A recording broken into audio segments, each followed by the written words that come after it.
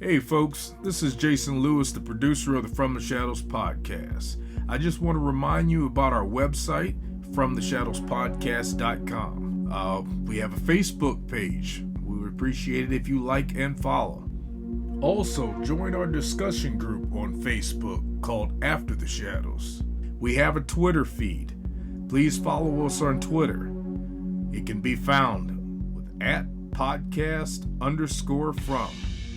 Follow us on Instagram at From the Shadows Podcast. We have a YouTube channel.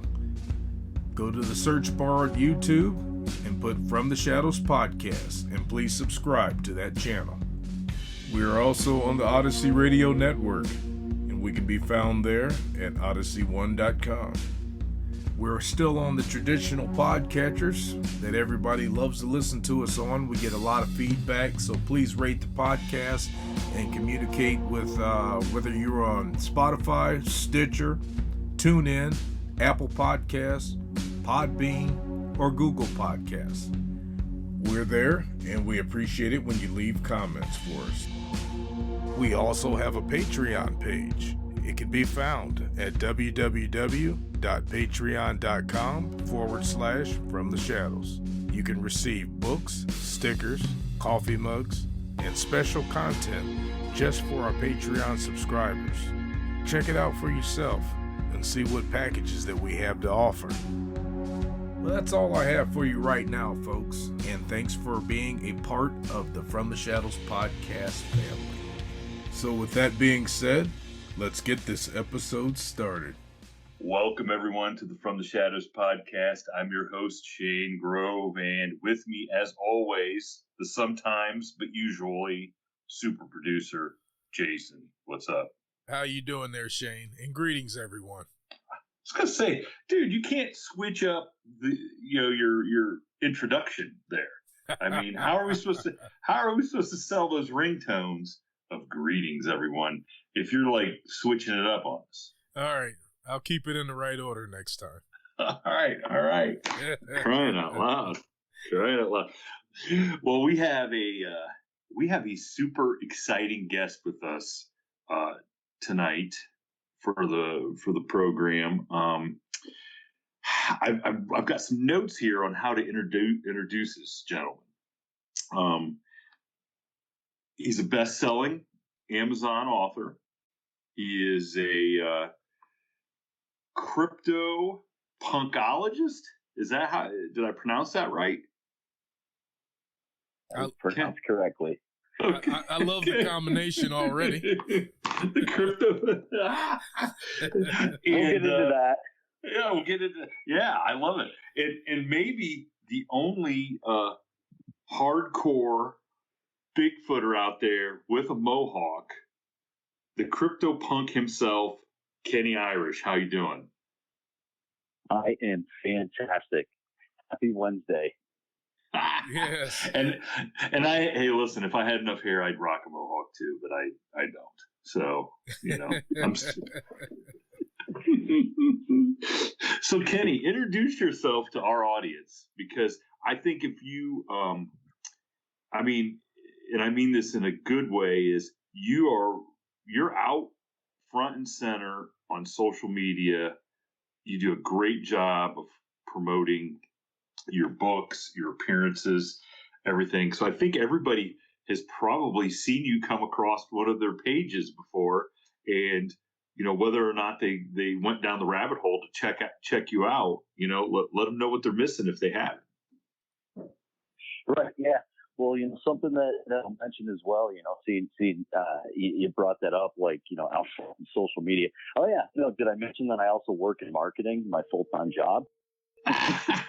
So that'd have been guesses 1 and 2 on for me. Yeah. That's the thing. I've had some people, actually, get upset. Oh, you post too much. I'm like, well, you know what? Not everybody sees the post that I originally posted. So, and I, I do have books, that I'm selling. And I want to get to know people, and a lot of people are like, oh, you just want people to know you. It's like, well, yeah, so they can get to know me so I can get to know them. There's nothing wrong with that. So, Yeah. I'm an author. I've been studying and researching, Native American folklore and legends in regard to Sasquatch and cryptids for about 20 some odd years. I'm a musician. Let's see, I played in a bunch of punk and hardcore bands for years, and just had a lot of fun with it, and ended up taking a passion for the world and subject of the strange and crazy, and mixing it together with my passion for music, and here I am, Kenney, the Cryptopunkologist. That's how it kind of all came together. Because we have these passions in our lives, and to kind of combine them, sometimes it's hard. And I'm kind of an oddball when it comes to anything, so I just combine everything together and run with it. But that's me in a nutshell. You're not the only cryptozoologist who's in a band or has musical aspirations. Right. Agreed. Ken Gerhardt was in a band. Yeah. Lyle Blackburn, right? Yeah. Yep. I know Brent Thomas from the Paranormal Portal that we've had on. He writes music and stuff. So there's a lot of and we can't forget the infamous Sasquatch, or is it the Saxquatch, right? Saxquatch. Yeah. Yeah. There you go. Who, by the way, I listened because I'm a songwriter myself, and I listen to songwriting podcasts. John Oates and Saxquatch are premiering a kind of a dance version of one of the Hall & Oates songs. I can't even remember what song it is at this songwriting festival, this weekend. So I thought it was a joke at first when John Oates started talking about it. And he's like, no, it's this guy he's like 6'9" and plays the saxophone and dresses up like Sasquatch. I'm like, okay, I guess. And now he's going to technically have a cut with John Oates. So I think that's pretty good. That is pretty cool. That's phenomenal. Correct. I think you're correct. I did see that he was going to be at one that you had put up. I do believe. Awesome. I'm going to hang out with that guy. I'm going to follow him around with a guitar. I'm like, come on, we got to do this. And I can't remember what the song is. I think it might be Maneater, too. I think. I have to go back and check. But you'll blow his mind with that little piece of knowledge. Say, hey, I really dig what you did with John Oates. And be like, whoa, hey. All right, you really do know your stuff. Okay, let's hit the road now. Let's do this. Yeah, because as crazy as hearing about Dogman and Mothman and Bigfoot, it's even crazier to me that a guy dressed up as Sasquatch with a saxophone is remixing a song of Hall & Oates. That to me is crazier than all the rest of the stuff. So, but that just makes me love my life. So tell everybody then how what really got you into becoming a researcher? Was there an event or something? Did you have an experience, or did you it just sounded interesting and you're a crazy guy and wanted to do something? My answer is yes. Exactly. All of the above. It's just like most young boys. I had an imagination when I was younger, and I lived in northern Vermont growing up, and I'd always heard about Champ. A lot of people see me as a Bigfoot guy, but my favorite cryptid, without a doubt, is the Mr. Serpentine Champ himself, Lake Champlain. And so I grew up with living near the lake and just being like, oh my God, I live near a real monster, which was awesome to me because being a huge Godzilla fan and a huge King Kong fan, that was just awesome to me. And I don't know, I wasn't necessarily necessarily the weird kid in class, but I hung out with the weird kid in class. So that just kind of defined my future. And growing up, being a huge fan of the Incredible Hulk and anything monster and anything beastly, was just, I don't know, to me was awesome. And it just, I don't know, it kind of set me on a track to want to, when I couldn't see them, I couldn't watch them on TV, I'd start drawing them and write stories about them just so I could kind of keep my mind going in the direction that it wasn't supposed to be at the time, because a lot of the time I was in school. But it just, I can totally relate. I can totally relate. So I can totally relate. It just kind of, just kind of blew up from there. Then I remember I got into high school and, I still kind of, I still loved monsters. I still loved legend and everything that went with it. But I really didn't do as much with it because I'm like, okay, I got to grow up here now. I've got to be, I'm a big ninth grader now. So I got to, kind of change my ways a little bit. So for most of the years in high school, I just played like music and different things like that. I'd watch, like some horror movies or some like a Frankenstein movie or something, but didn't really do a whole lot with it. And then my senior year, I ended up taking a class called Gothic Tales. And it was one of those ones where it was like a couple credits, and I was just like, all right, well, whatever. I don't know what it is. I hadn't even looked into it, but I took it. And then when I walked into the class, it turned out, it was a class where, again, exactly what it turned out to be, Gothic Tales. But what we did the whole time was we watched like Stephen King movies, and then we would talk about them after. And that was my whole semester. And it was just awesome. And that kind of just brought me back. And like, there was one talk that we had where, like Bigfoot was brought up and all these other cryptids. And I don't know, it kind of pulled me back in. And, then I just kind of, I don't know, just started, going back at it at that point in time, researching, doing different things. And then kind of had to put it down a little bit because real life kicked in. I graduated and, I gave college the old college try and, didn't really work out for me. Let me say it like this. The degree program didn't work out for me because I didn't like having to take classes and pay for them just because, they said I needed to be well-rounded. So I've taken enough classes to actually have a degree. I just don't have the degree because I didn't want to conform and just take classes that had nothing to do with, running a business or marketing or anything like that. So I did that for a while. And then from there, I just, I was like, all right, I'm going to go out and I'm going to find myself a lady I'm going to marry. And I started playing in bands and came across that lady and, we ended up getting married. We got a child and I got back into, I'd say maybe in 2013, back into writing. Cause I kind of, for a while, like the only writing I was doing was music, but it was just like guitar parts. I wasn't doing any type of, publication literature. And, so 2013, got back into it. Just been, running wild since then. I see you've got it's like a children's book published about Bigfoot. Yeah. I've got two young readers children's books. So they're for ages, I'd say from like 5 to 9. Because I love that age range. Because I see some of my best years when I was in 3rd grade.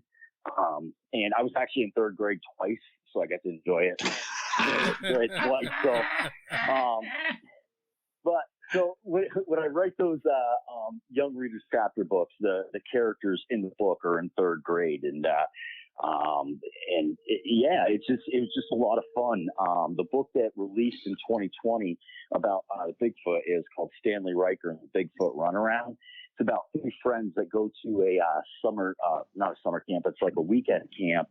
And when they get there, they find out that there's been all kinds of different Bigfoot sightings in the area. And the concern is that the camp is going to have to close down because of it. So they go on a little mission to try to come up with a way to catch the Bigfoot and save their camp. So they just got a bunch of knucklehead ideas, and so they just go at it. So that's that sounds great. Situation. That sounds great for the kid who might have to repeat 3rd grade twice and need something. Oh, yeah. It needs something good to read at the library. the school library. I mean, if I had that book when I was in third grade, it would have taken me 2 years to read it where I was at. But it's but yeah, and then I released another publication back in 2014 with similar characters with a different publisher, and it did very, very well. But I kind of had a fallout, with the publisher, and so we're looking at in 2022 probably rebranding it and releasing it. So I'm pretty excited about that because again, it did really well, and I think having something that you put a lot of time into and energy, kind of sitting in a box. Yes, listen. So far, it's like I can relate to almost everything that you are saying, including having a falling out with the publisher. But we won't talk about that on this. But we can if you want. No. We're not gonna dredge up bad memories. But all right. So back to you growing up in Vermont and being so close to Champ. Did you go on some missions to try to find Champ? Did you know anybody that had a sighting? I did. I talked to a few different people that had some sightings, and I was dating a girl for a while, and her mom ended up having a sighting, and so that was really intriguing to me to be able to be talking to somebody whose eyes actually had been set on the creature. And a couple different people had said they saw something come up out of the water and go down, and I haven't been that lucky to this day to be able to see anything like that, but I have there's certain people that say, oh yeah, I saw this, and every time you turn around they're saying they saw something, so you just kind of don't believe them after a while. But then there's some people that are just really credible, and they're just like, you know what I saw, and you just know when they're telling you that they're telling you the truth. And there's there's just there's a lot of passion behind what they're saying and what they saw. Not a lot of detail because it was so quick, but again, a lot of passion, a lot of emotion. And I just remember, as a young kid or teenager or a young man, just hearing those stories, it would just really get me pumped up to get out on the water. And then as long as I was in the boat, I was fine. But there's no way I was going to get out of that boat and go out of that water looking out in the middle of the lake. There's just no way. Now, what is the best? What's the best evidence of Champ to date? Like, is there any supposed pictures or video or anything of that creature? Well, yeah, there's the one picture that is kind of like the Gimlin Patterson footage. Hasn't been able to be debunked yet. What is her name? Getting old, I'm forgetting names. Aunt Nancy, the full photo that was taken of Lake Champlain with the showing the creature. I think that was back in the late 70s, I believe, that she took that picture. And so that's one piece of evidence. There's another a sonar image, which is really, really good that anybody who's in the Champ has heard of Katie Elizabeth, and she has a sonar image, which is phenomenal. I mean, you gotta, it's either Champ or I don't know what else it could be. So I've definitely seen some, good evidence, and I would definitely say that sonar image is definitely, I don't know. It's one of those things where you see it, and you're just like, I can't explain this. And then you're thinking like the only thing this could actually be what we think it is. So I'd say that's probably the best evidence that I've seen, other than, again, very credible people giving their account. Yeah, I'm right there with you. The whole number one, I'm not jumping in the water after anything. Okay, especially I just don't like lakes anyway. Anyway, I bet you. But there's there's just something about a sea, like a lake monster or a sea creature that is, in my book, a lot scarier than something running around on two legs in the woods, because you're kind of on equal footing, so to speak, in the woods. Even if the creature's maybe a little bit bigger and stronger, it's still kind of even. But man, when you're in the water, you're totally in something else's habitat and at their mercy. I mean, I would be at the mercy of a bowl of goldfish. You know what I'm saying? I do. I'm exactly that same way. I mean, I'm that same way. I mean, I'll be in water waist deep. Something will touch my leg, and I'm like, I'm running. I'm getting out of the water. So it just, it is what it is. So I definitely hear you on that. Something on the ground. I feel like I can turn and run, and a lot of the people that I go out in the woods with are larger than me, so I know I can outrun them. So it's just like I'm good, But I'll tell you, in the water, in water, you don't see anything coming until it's too late. I've seen the Jaws movies. I know. Oh yeah. No kidding. So then what then got you going out to start doing some research? Like I see that you're a member of is it the New York Bigfoot Society? Is that what it is? Okay. So tell us a little bit about that and what you guys go out and do and where you guys are exploring. And because a lot of people, I think, listen and hear New York and think New York City, and they don't understand that northern part of New York is crazy, wooded and dense. And New York State is really nice. Yeah, it definitely is. We live in upstate New York. Like, I live just outside of, I'd say probably like 20 minutes south of Saratoga Springs. So I live right near the Adirondacks. And, once you get out of like New York City area and you start coming up north, I mean, it just turns into country woodland and like the Adirondacks. I mean, it's 1 million some odd acres worth of forest. So it's beautiful. And there's, I could disappear. Nobody would ever see me again in the Adirondacks if I wanted. So much forest land. But I joined the New York Bigfoot Society based, solely off of who the leader and founder of the group was. A gentleman by the name of Gary Robusto. A lot of people know him as Gary Hootenholler. And he's been he's a survivalist. He's a bushwhacker. And for me, it's just like, where I knew I was very weak would be survival skills in the woods. And so one of the main reasons I was really kind of drawn to this group was the experience that Gary had. He's one of those guys, and I always say like this: you're lucky if you're on a trail for 5 feet, and then he's already off. He gets right off the trail and just goes right in the woods. He's the guy who, goes out and he'll hike, on his day off just for the heck of it, through like deep woods, 5-10 miles into the middle of it just to turn around and walk back. So he's one of those guys that knows what you need for how you need to survive, what you should look for, what you should do, what you shouldn't do. And that was an area that I knew I was completely worthless in. And I was just like, going out into the woods, all the times that I did go out, I'm lucky I even came out alive at all. I mean, my sense of direction when I get in the woods is horrible.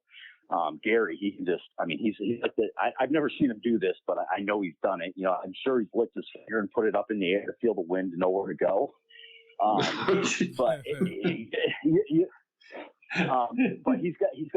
got so many skills, and he was a paranormal investigator for like 25 years. He was doing it way before like it was cool, way before it was like mainstream.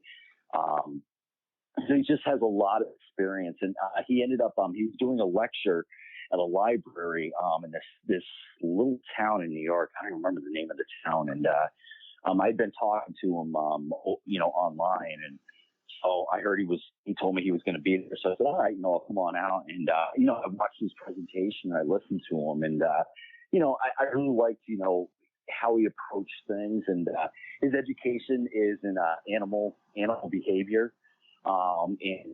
So it's like, that's a good thing to know when you're out in the woods. And I mean, he had all the qualities that I lacked in and that I needed to learn.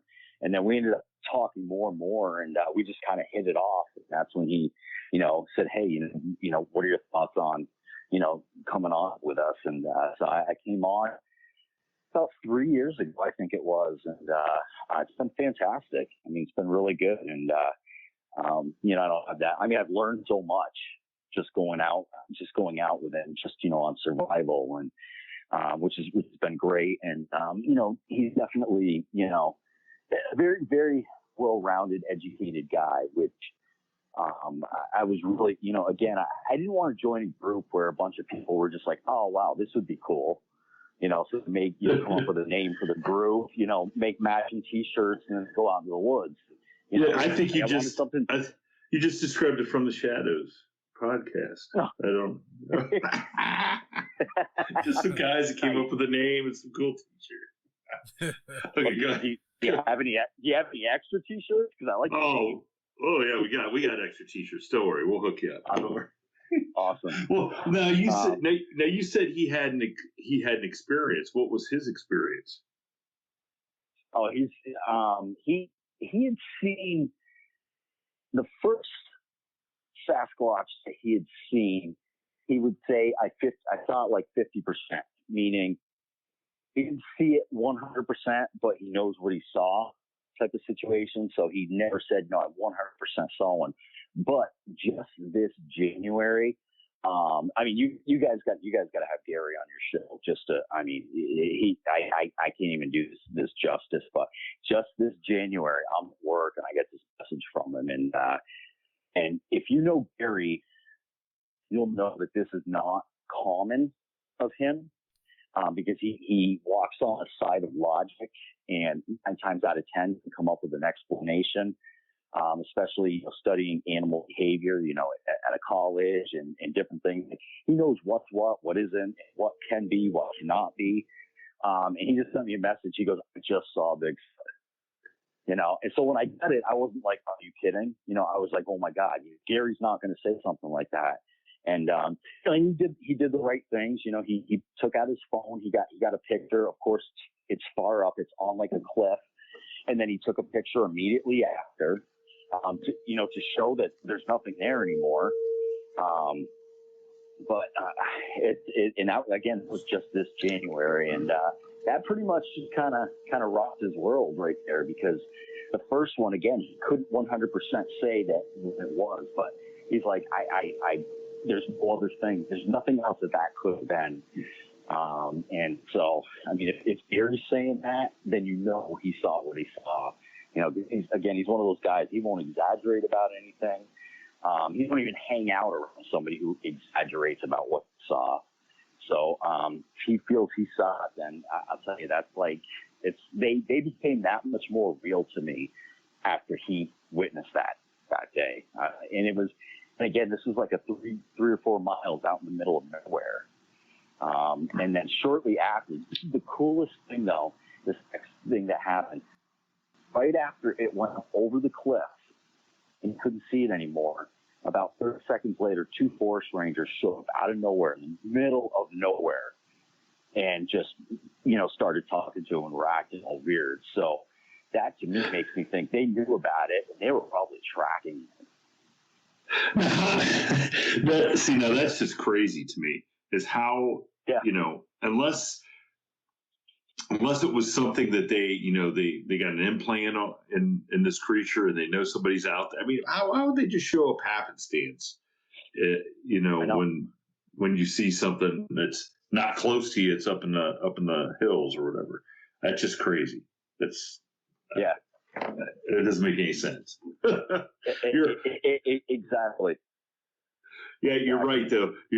All it does is just make you more suspicious of the authorities involved in this type of situations when they just happen to show up at just the right time. Yeah.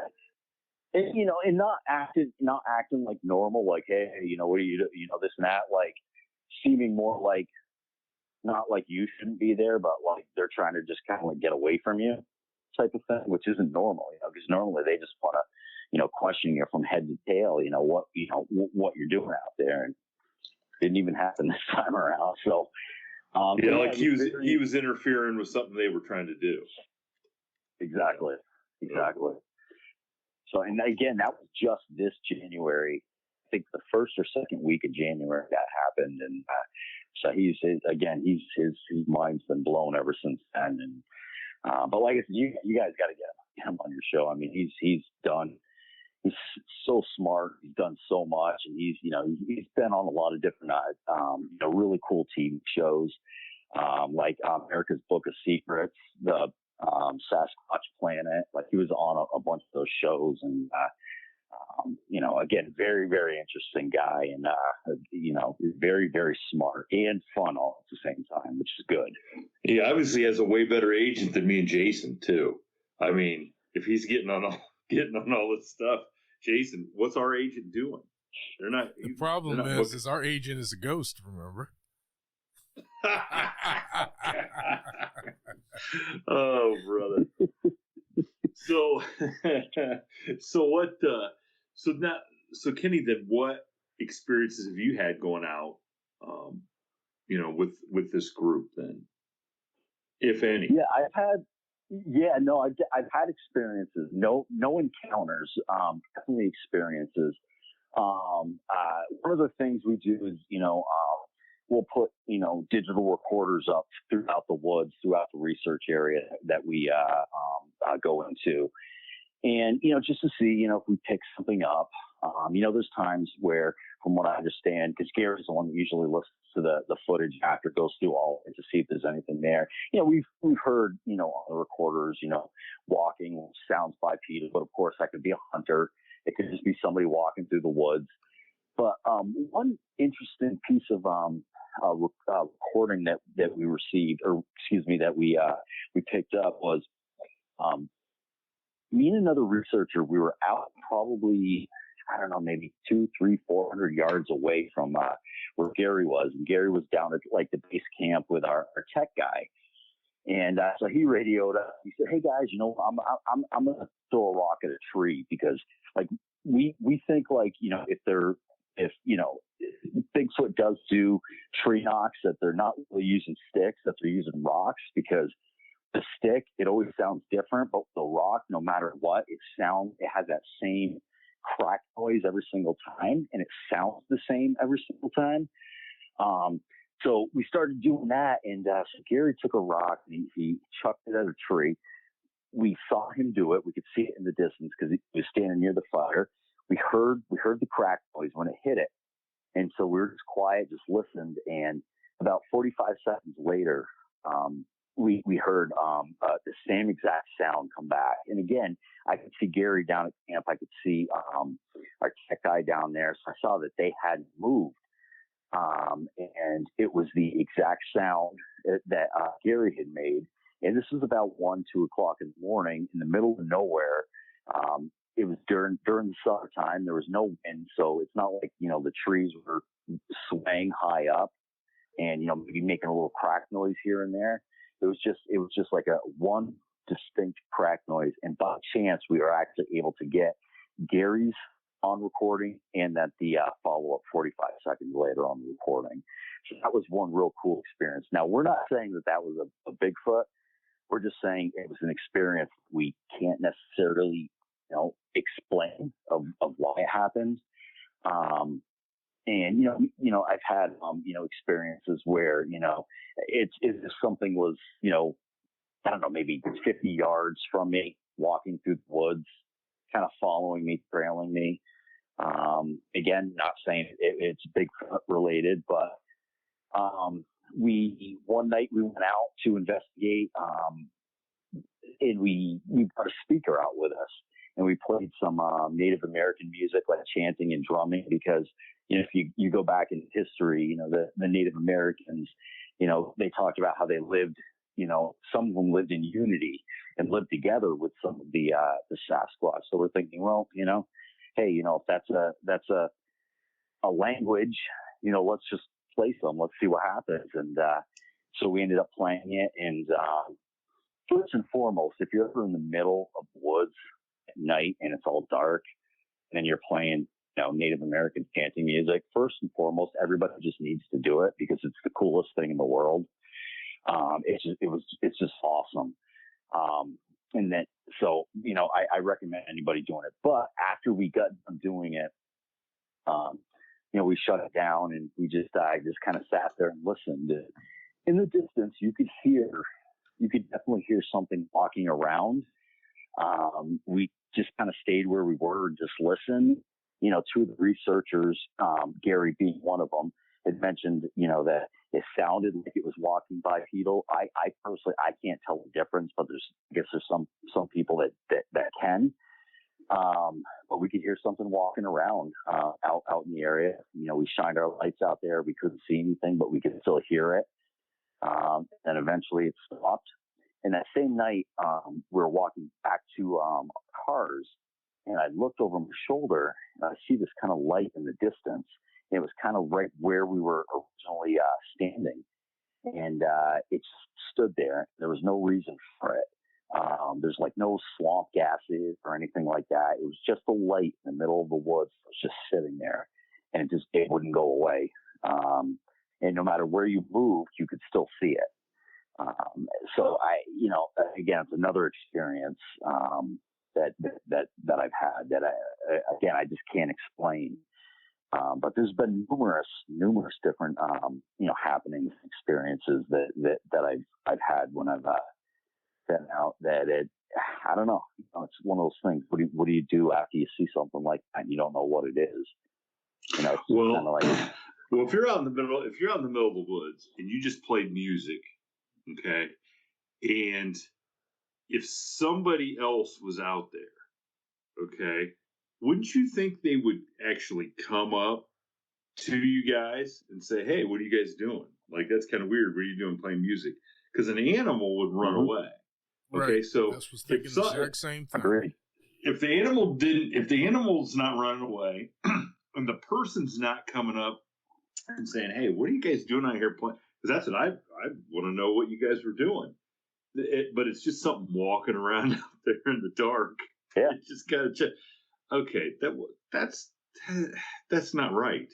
Okay, that's agreed. Yeah, I mean that would be enough because if it was a person doing that, then that's kind of freaky. That's just a whole nother level of what kind of is this guy gonna kill us all? As we walk back to our cars, or what? I mean, that just doesn't happen. Out in the middle of the woods. Of course, guys playing music out in the middle of the woods doesn't normally happen either. And that's what I'm saying is if you were another person, exactly, you'd want to go check it out and say, "Hey, what are you guys doing?" I was just, I don't know. That's crazy. I mean, to me, that's the stuff that's crazier because you don't have it. You don't know.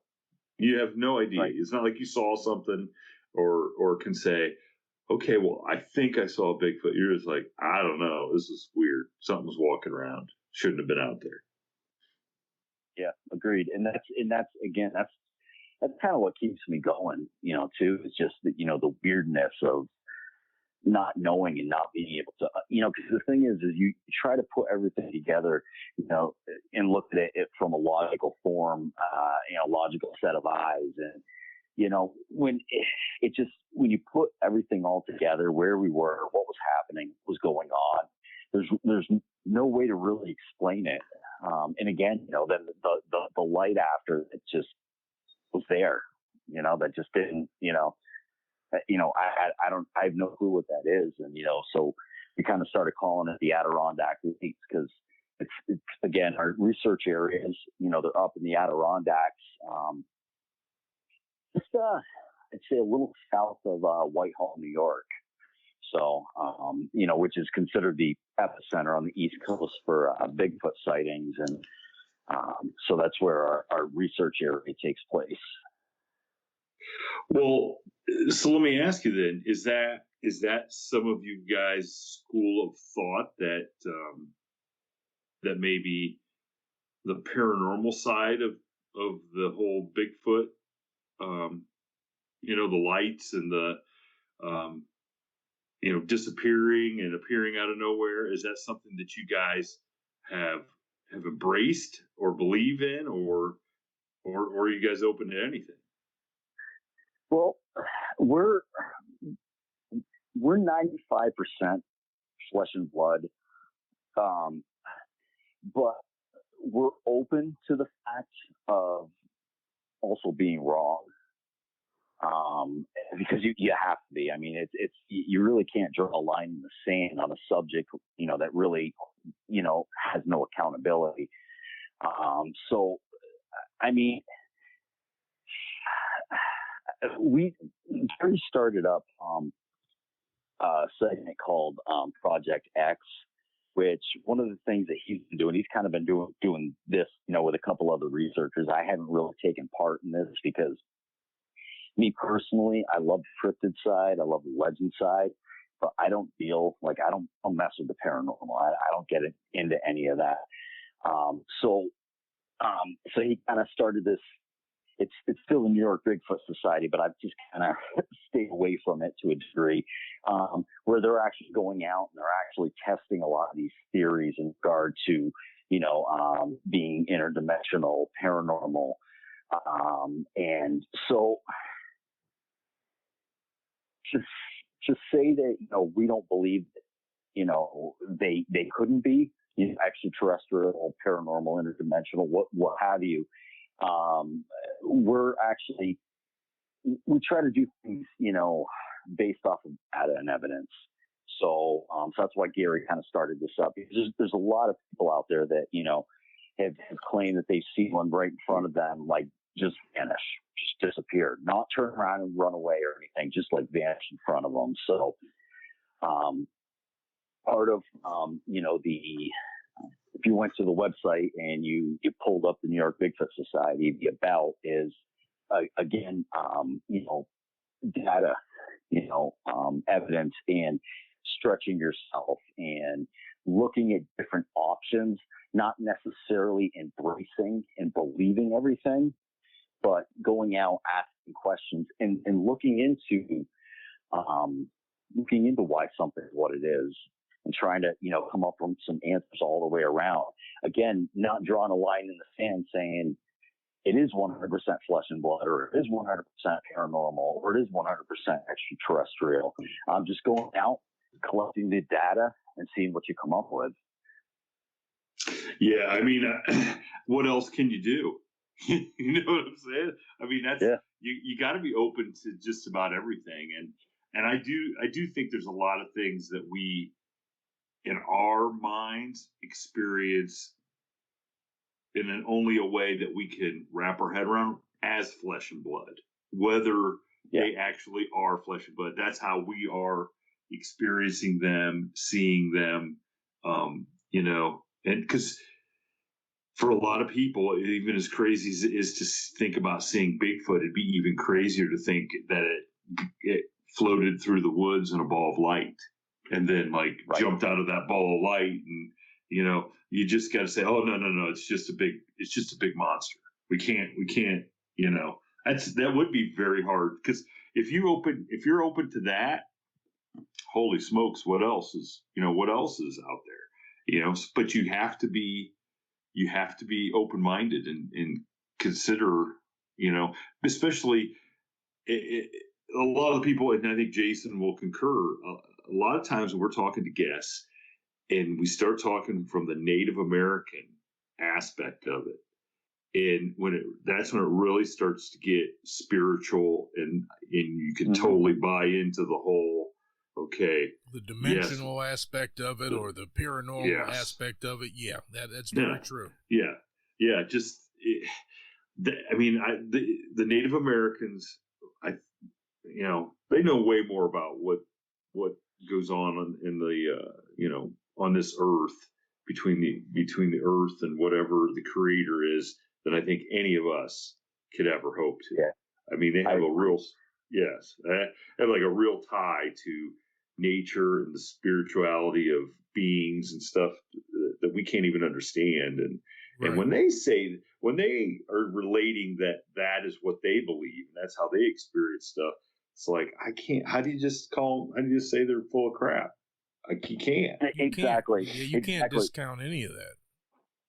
Yeah. And it's funny too, because, well, I don't want to say funny, but research that I do, and the history of research that I've done has been Native American based, because I look back to these legends that have been year to year, generation after generation, kept and brought into the light, for us to all know about. I mean, what would they have to gain by saying any of that? It's not like, they were making money off of it 100 years ago. So it's just like, for me, it's just like, they're very credible in what they say. And the other thing too is, if you look at the history and you look at the different tribes, and this is another reason why I don't draw any hard lines in the sand, is, they would some would talk about them being flesh and blood, but some would also say that they were of spirit. So whatever that means, I don't 100% know. I've never been able to get like a 100, an answer to be able to say, yes, this is what it means. But, the fact that they're saying that, to me, opens up the conversation that it could be spiritual. And, a lot of the time when we think about, we say paranormal, we're thinking, just ghosts. But, when you think, spiritual, it's kind of different. At least to me, it's different. Again, they would say, of flesh and blood and spirit. So what does that mean? Yeah, I mean, and it could be something that this creature understands nature so well that nature becomes its extra line of defense, if that's what you want to say. Is, well, why does it disappear? Because it understands camouflage and understands how to make itself blend into nature, and it seems like it disappears. Therefore, it seems paranormal or supernatural, when really it's just at one with its surroundings in a more spiritual type way. And I don't know. Hey, either way, it's so interesting to even think that you guys have the guts to go out there in the middle of the night and go searching for these things. That's just, my hat's off to anybody that really, really loves to do this, because it's just so, to me, it's kind of unnerving, to be honest. It is. It definitely is. There's a couple things about it that, the thought of running into something in the woods is scary. The thought of running into another human being in the woods is even scarier. But at the same time, I mean, I just think about like when I was a young kid, and wanting to like run around in the woods at night. You weren't allowed to, you couldn't. And it's just like, I feel like I'm kind of like a big kid now, with this goofy ass looking, headlamp thing on and walking around, running, doing this and doing, so it's just like, I don't know. It's kind of like, I'm back in third grade. Are you now blaming this all on your parents for not letting you misbehave? Yeah. Okay. All right. Hey, look, 100%. I totally respect that. Because listen, my parents are to blame for a lot of things. Trust me. They didn't let me live. Damn it. They didn't let me. Oh man, I love it. So what else? So you said you don't like to go messing with ghosts. You don't go ghost hunting or anything like that. Right? No, sir. It's probably a wise choice. I don't know. I got to be honest. These guys are always trying to drag me everywhere, to ghosts, to demon houses, to grave. Nope. I mean, come on. Come on. You don't get to be the host of the show by being that dumb and falling for that. Yeah, I'm one of those people where, like, if somebody says, "Hey, there's this cool old building, you want to go explore it at night?" I'd be like, "Yeah, let's do it." Somebody says to me, "Hey, you want to go ghost hunting here?" I'm like, "No, I'm not going in there. I'm not going to go in there and try to start talking to something. I will go in that building and I will explore that building because I just think that's cool as hell going into a building, when it's dark, an abandoned building, there's a little bit of an adrenaline rush. It's creepy. I love exploring like old buildings and stuff like that. But again, if somebody's like, "Hey, let's go in," or ghost teams like, "Hey, you want to come with us?" I'm like, "No, just tell me about it in the morning." I'm good. I'm all set, man. Hey, Jason, Mm-hmm. I really like this Kenney guy because he's a pretty smart guy. He's spot on. He's spot on. So let's talk about your best-selling book that's out right now.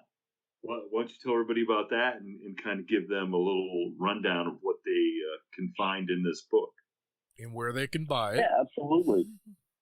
Yeah, I'd say, I do have some books coming, being sent to me because I've got that event coming up in the next month and a half. So you can reach out to me directly.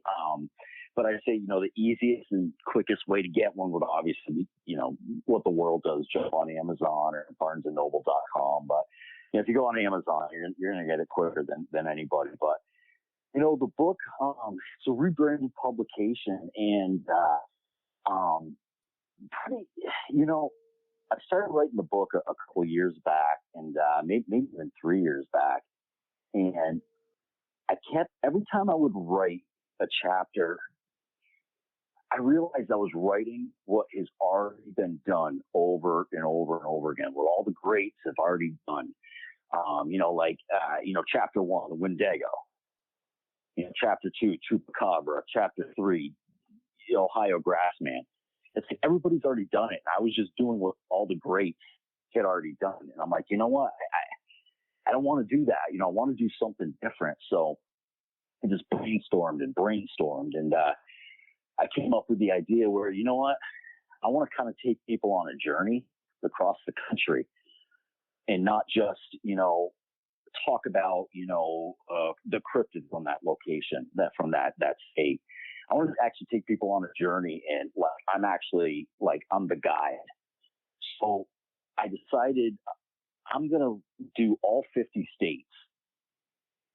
So I did it all in alphabetical order. So each chapter, it starts out with some historical data and information on the actual state, like when it achieved its statehood, if there's any type of, popular manufacturing or something that came out of it that kind of changed the country, like aerospace or something. And I put all that in it. And then, so that's like the first section of each chapter, just a history on the state. And then the next portion of the chapter is I'm recognizing a Native American tribe from that state. And it talks about, the ways, how they survived, what they lived in, what they wore. And then it follows up with, just a little bit of like lore and legend of, what they believed in regard to whether it was, some type of serpentine creature in the water near where they live, some type of spirit animal, some type of lore. It could Bigfoot, whatever. So I kind of highlighted that and put that in there. And then the next section goes into sometimes 2, sometimes 1, but some information on the actual popular cryptid from that state. So for instance, like West Virginia, obviously the Mothman. So, I talk about the Mothman, have some recorded encounters in there. And then the last portion of that actual chapter would be an actual Bigfoot encounter that an individual had.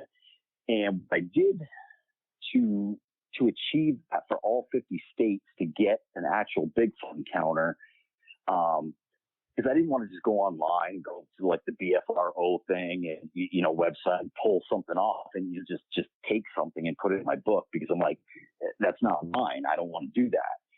So I used Google Maps.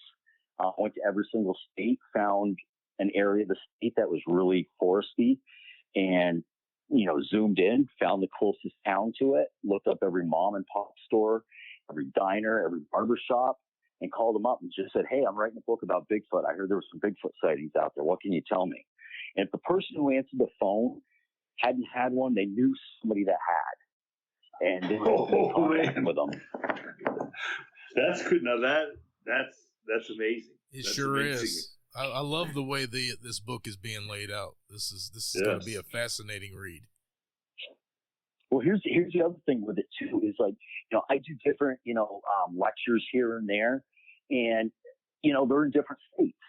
So in all honesty, the book is actually, each chapter is laid out like a presentation. So like, let's say somebody says to me, like I just got booked today for a event in November in Lexington, Kentucky. Well, I've got Kentucky. I've got it in there. I've got it all laid out. Well, guess that's what my presentation is going to look like. Nice. Wow. So were you then able to contact people and talk to them firsthand about their Bigfoot accounts? Yeah, I sure was. Okay. Every single one of them, I had spoken directly to.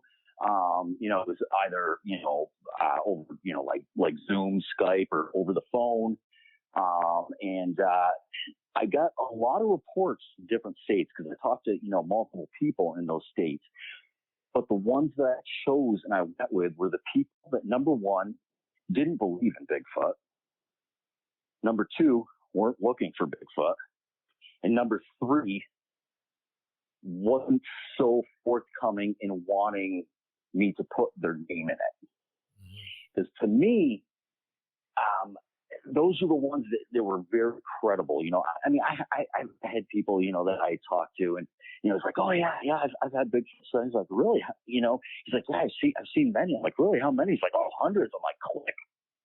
So tell me hundreds of Bigfoot. So, so and again, the majority of the people that I talked to, where I actually put their encounter in the book, like they didn't want their name attached to it. So to me, that it's like they weren't even looking for anything.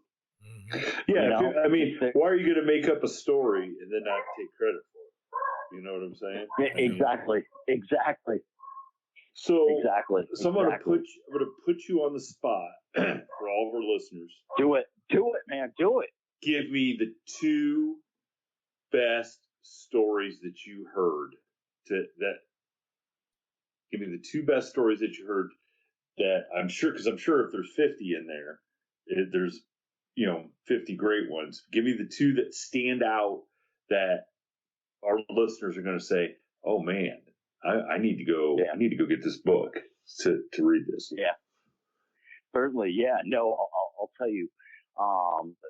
There was one encounter where there was a gentleman who was fishing, and it was earlier in the morning, and he was just sitting there fishing, and he kind of had like this weird smell kind of around him. Didn't think much of it. I think it was something, dead, along the river that he was fishing in.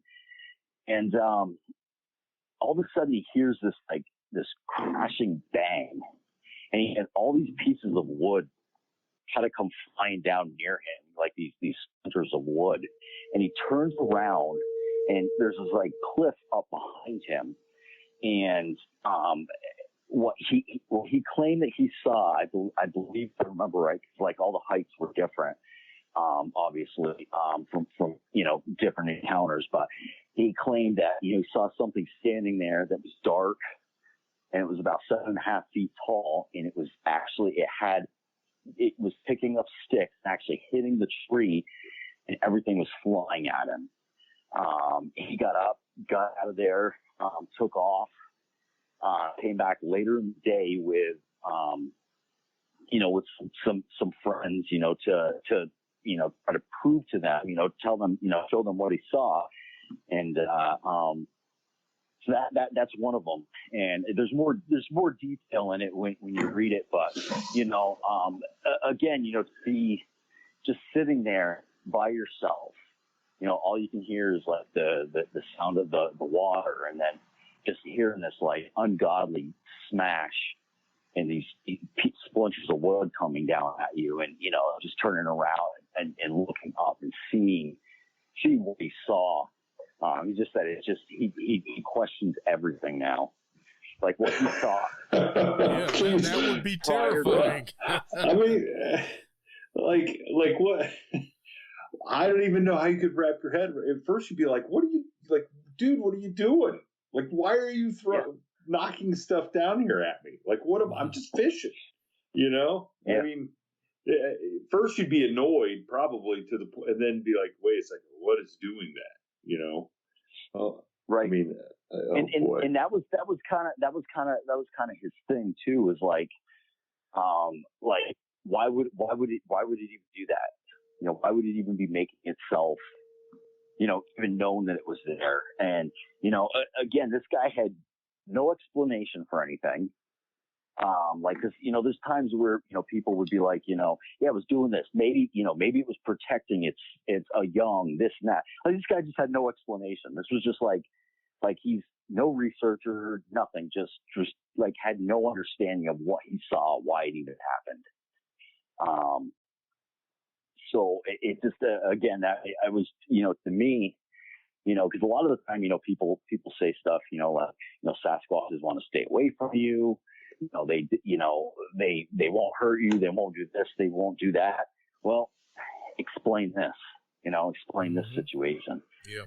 So that was one, that was pretty, in my opinion, very, very intriguing. And then there was another one, where it was a cattle rancher, and, it was in the early hours of the morning, and, he just heard, the cattle just making noises and just, so just kind of being kind of chaotic. So, thinking there's some type of animal out there, he grabs his rifle, goes running outside, and, he's got a flashlight, and he ends up, he sees all his cattle just kind of hovering into one area, and they're all kind of like around each other. And, so he's, putting the flashlight out to see what he can see. And that's when he believes he saw, an 8-foot tall, black figure standing there, and, which he believes was a Sasquatch. And, what was kind of intriguing about it too, there's a couple other ones in the book, a couple other encounters. But he actually fired at it. He took a shot at it. And it didn't just like disappear. Like he saw it like turn and run. So he went out, obviously later in the day, he wasn't going to go over there because it was still dark out. Went over and looked for footprints. He looked for blood, and, didn't find any blood anywhere. But, to me, it's just like to think, like a cattle rancher, being afraid on his own property. I don't know if you've ever met a cattle rancher, but I've met a few of them. Those guys aren't afraid of anything. Not really, especially when they're holding a gun. What I'm saying? Exactly. So it was really, really chilling and, terrifying to hear it, because you sit there and you picture yourself out there, and you might have a gun, but, you put your flashlight up, and then there's this huge figure standing about 50 feet from you. I just, as bad as I want to have that happen to me, I more don't want it to happen to me. I understand the feeling, Kenny. I can't make up my mind, and it's just like, so those are two in there that were really, really intriguing. And I mean, they're all, again, they all have their own chill to them in a special way, because they're all the same, yet they're all very, very different. There are some road crossings that are in the book. There's, again, people out, swimming out, people at a campground.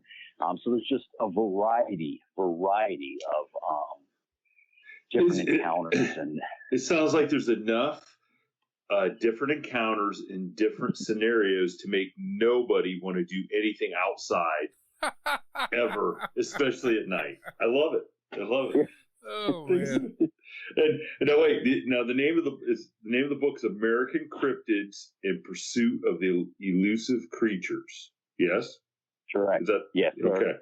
American Cryptids in Pursuit of the Elusive Creatures. Yes. So that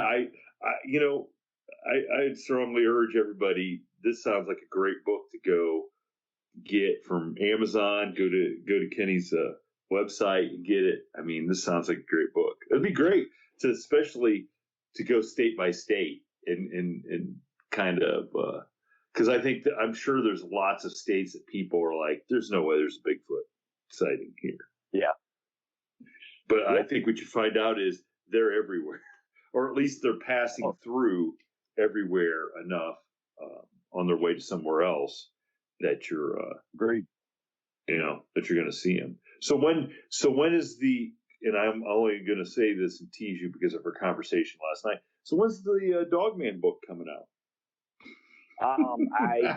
There will be no Dogman book, but I do talk about Dogman in this book. Okay. So I do touch on Dogman. I touch on werewolves. I touch on vampires.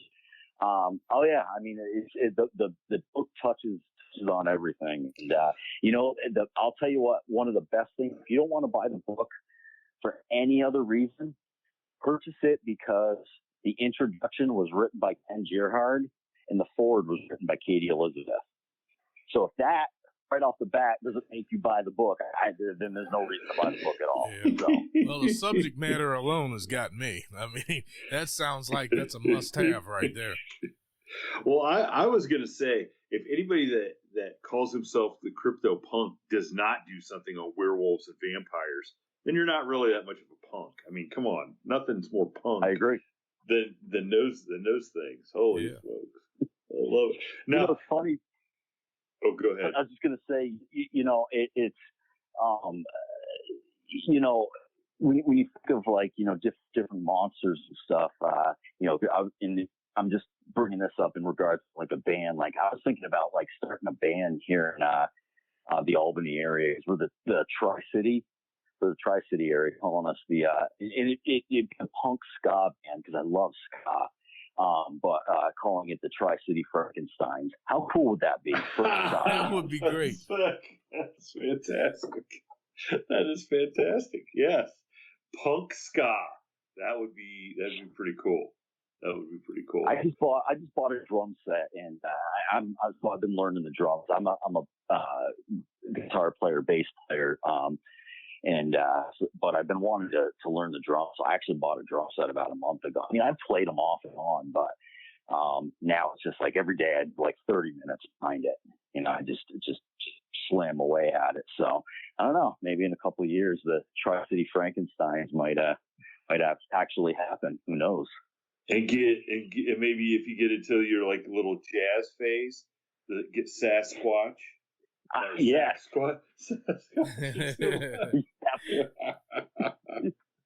Oh, I love it. Well, Kenney, it's been awesome to have you on and just talk a little Bigfoot and other cryptids. Yes, it was fantastic. Just run through the gamut here. Tell everybody how they can find your book, find you, how they can follow you, where you're going to be if they want to come out and see you speak, and if you're going to be, any other shows. Did I see that you might be on an upcoming TV show too? Yeah, no, it's been filmed. It's done.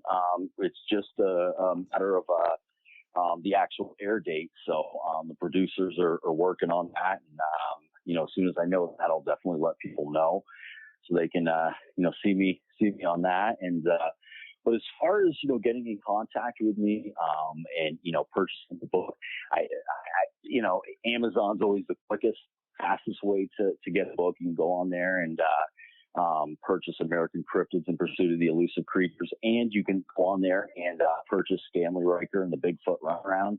You just gotta, in the search bar, just type in KenneyWIrish, and both books will pop up. To find out, events and upcoming events, you can follow me on Facebook, Twitter, Instagram. You can go to my website, which is the cryptopunkologist.com, or www.KenneyWIrish.com. You can go on there and find out, different events I'm going to be at. As of right now, for events, if you want to meet, which I love meeting people. In May, I'm going to be in Tennessee at the Smoky Mountain Bigfoot Festival. That's May 22nd. And then August 7th, I'm going to be in Port Henry, New York at the Lake Champlain Monster Festival, which is dedicated to Champ, which I'm excited about. September 28th, I'm going to be in Whitehall, New York at the Sasquatch Festival.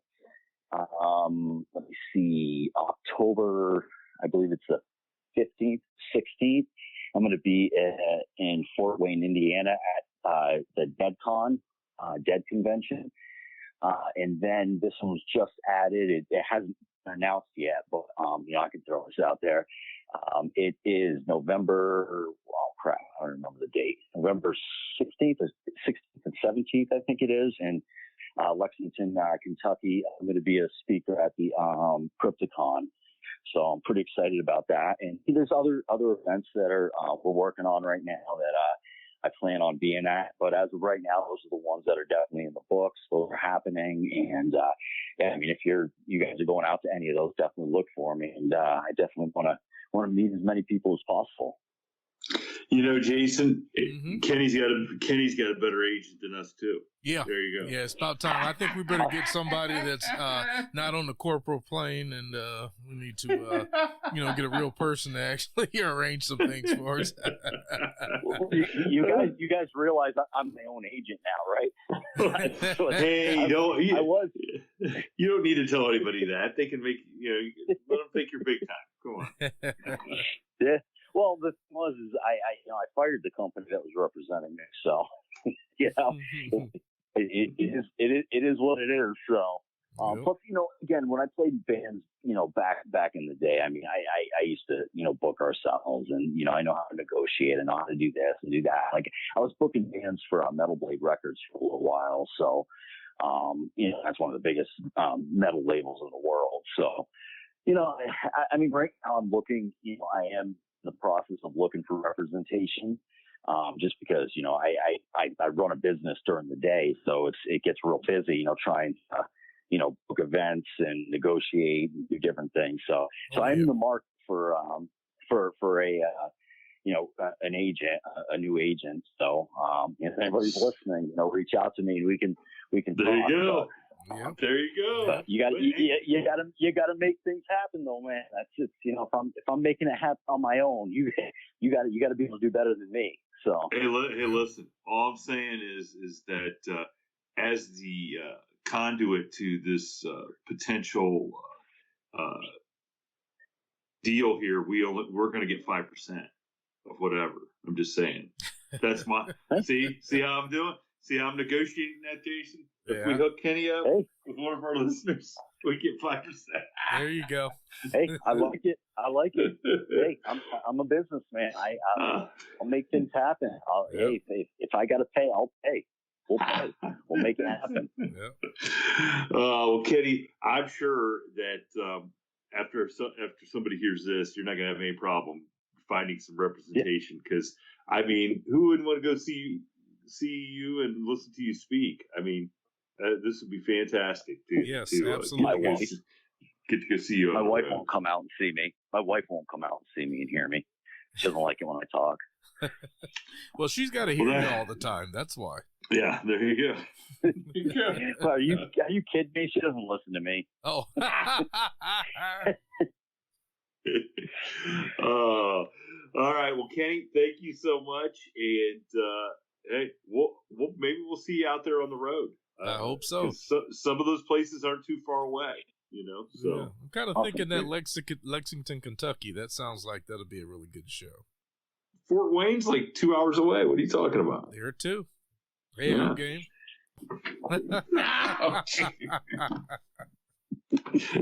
Oh, brother. Yep. All right. Well, with that, everybody, thanks for listening, and go check out Kenney's book or books. Go check them all out. Yes. But especially the American Cryptids in Pursuit of the Elusive Creatures. I think there's something in there for everybody. So, thanks a lot. Appreciate having you on, Kenney. Awesome. Hey, it was a pleasure. Let's do it again. Yep. All Exactly. right. All right. Thank you for tuning in to this week's episode of the From the Shadows podcast. Until next time, never shy away from the darkness or what may be lurking in the shadows. We are out.